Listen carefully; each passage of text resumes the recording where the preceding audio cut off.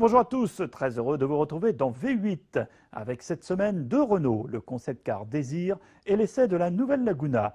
Mais avant cela, un retour au Mondial de l'Auto à Paris pour découvrir une collection intéressante. 10 constructeurs ont présenté une page de leur histoire en mettant en avant un ou plusieurs de leurs modèles les plus emblématiques.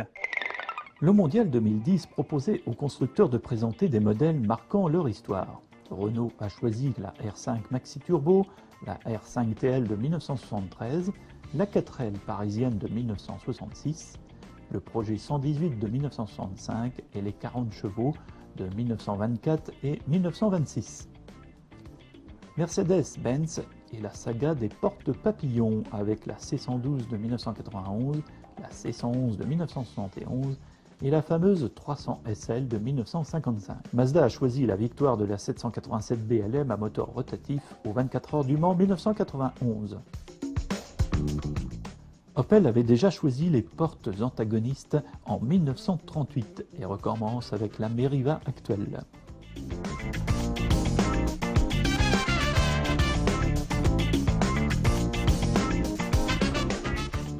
Pour Nissan, c'est 40 années de Coupé Z, de la Fairlady de 1962 à la 350Z de 2002.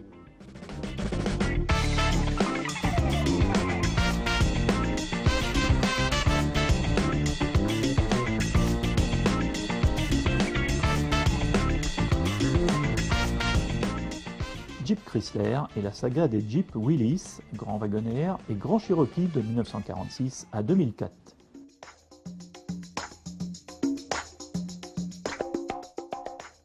Mitsubishi innovait déjà en 1989 avec le minicab électrique.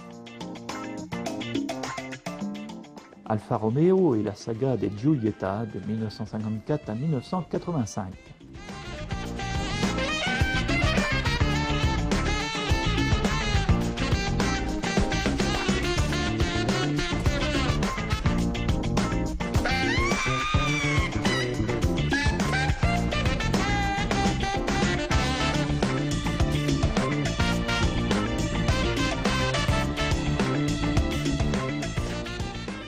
Citroën et la saga des C4 depuis 1931 avec des familiales, auto-chenilles, roadster, voitures de livraison.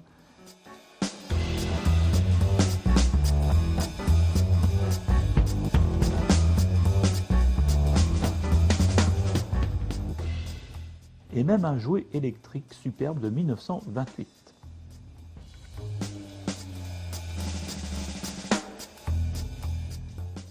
Peugeot a choisi de présenter la 404 de 1964 à 1967 avec berline, cabriolet, coupé, familial et prototype de compétition.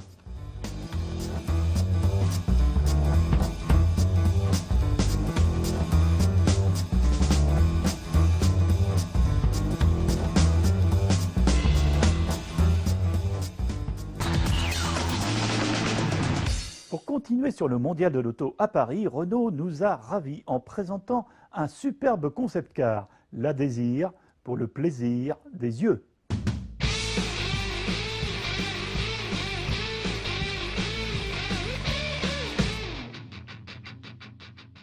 Renault a beaucoup misé sur le véhicule tout électrique avec 4 modèles qui sortiront prochainement en série, Kangoo, Fluence, Zoé et Twizy.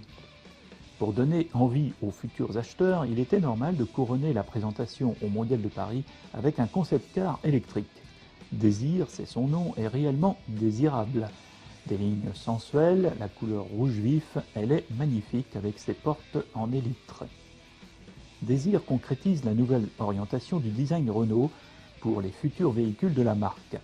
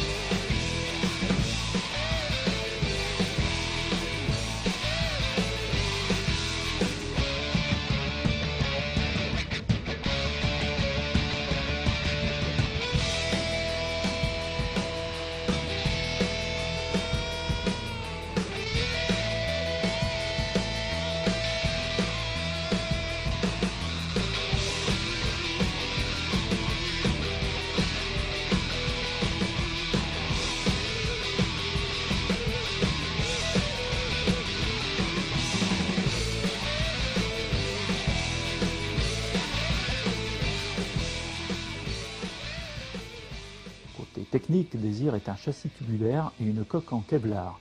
Son moteur électrique développe 150 chevaux et avec les batteries lithium-ion annonce une autonomie de 160 km. Désir, c'est une voiture sportive par sa ligne et par ses performances annoncées 180 km/h en vitesse de pointe et le 0 à 100 km/h en 5 secondes.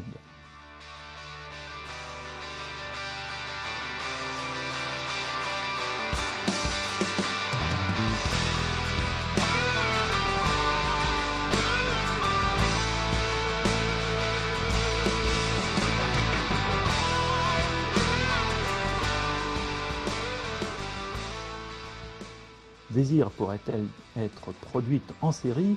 On peut rêver d'un retour d'Alpine, mais elle reste une étude de style et marque le coup d'envoi d'une série de concept-cars qui vont illustrer le futur de Renault. Nous avons hâte de voir ces projets. Shake, shake, shake, shake. You want me now? Ain't running touch. You paid ain't me for the day when you and my hands were tied. She's above love, open your eyes. Well, I found out she's above love and glad to be mine.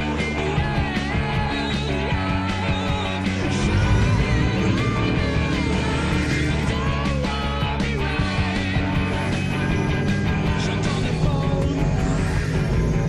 You don't care, right? You got me touch. You play ain't me for the day. She's above love, open your eyes. Well, I found out she's above love and glad to be mine. Well, look, shines, I know that you don't want me right. I know that you don't want to try, but I know that you try. La troisième génération de la Renault Laguna date de 2007. Il était temps de passer à une deuxième phase avec un restylage et une gamme modernisée.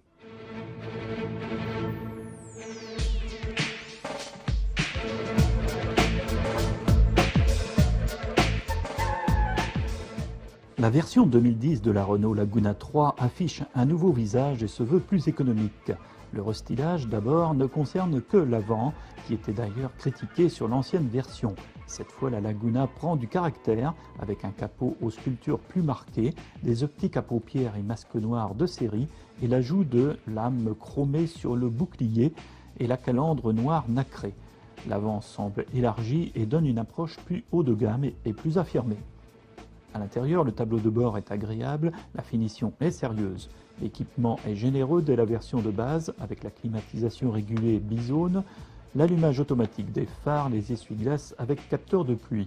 Et on peut opter pour deux systèmes de dernière génération, une sonorisation Bose à 10 haut-parleurs et une navigation GPS par TomTom Live à moins de 500 € qui vous guide dans le trafic routier et vous évite les bouchons, qui vous indique les radars, même les mobiles, qui vous donne la météo et qui vous guidera vers une multitude de points d'intérêt. Au volant, la conduite est un plaisir, on apprécie l'insonorisation et le confort même s'il est un peu ferme. 7 motorisations sont proposées, un 2 litres essence de 140 chevaux qui fonctionne à l'éthanol et une autre version essence en 170 chevaux et 5 diesels de 110, 130, 150, 175 et 180 chevaux. Sur ces 7 moteurs, 5 sont estampillés du logo environnemental Eco2. Sur route, le comportement est impérial, surtout si on opte pour le système 4Control à 4 roues directrices. Un vérin électrique accolé à l'essieu fait pivoter les roues arrière. En dessous de 60 km/h, elle tourne dans le sens inverse des roues avant. Le rayon de braquage est ainsi réduit, on est alors au volant d'une citadine. Les ronds-points sont avalés avec efficacité et les manœuvres sont vraiment facilitées.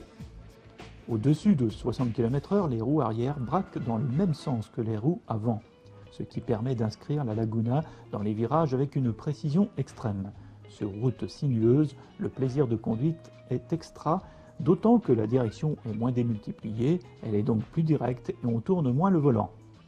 Un système vraiment efficace et incontestable en matière de sécurité dans les manœuvres d'évitement d'obstacles où on limite grandement les pertes d'adhérence. Le Fort Control est disponible dès le DCI 130 chevaux à moins de 30 000 €. Parlons prix justement, la Laguna démarre à 24 500 €. C'est bien placé compte tenu de la qualité et des équipements de série. Sa garantie est de plus de 3 ans ou 150 000 km. Il faudra ajouter 1 200 € pour la Laguna Break baptisée Esthète.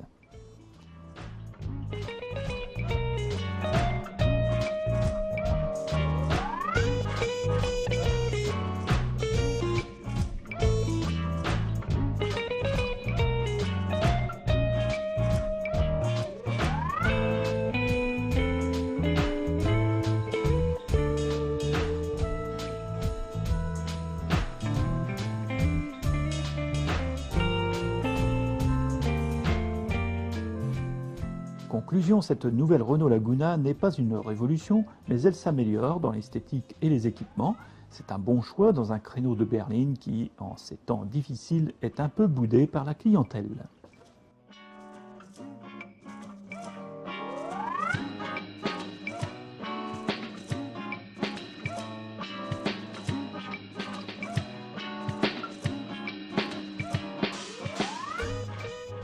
V8 est maintenant terminé, je vous retrouve bien sûr la semaine prochaine pour une nouvelle émission. Bonne route, à bientôt!